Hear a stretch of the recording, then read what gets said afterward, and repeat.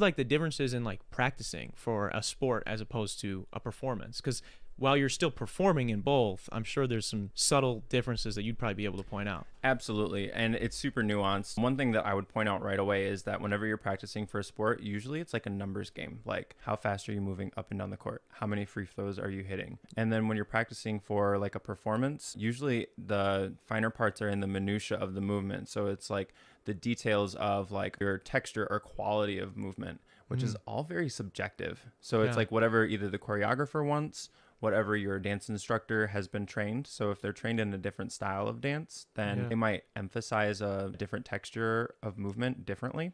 And that's a huge glaring difference, right? You get numbers versus like this subjectivity of like almost art. And one can argue that it's like a huge philosophical idea about the differences between dance being a sport versus not being a sport. Is that like some of these finer things you can't always like quantify in numbers.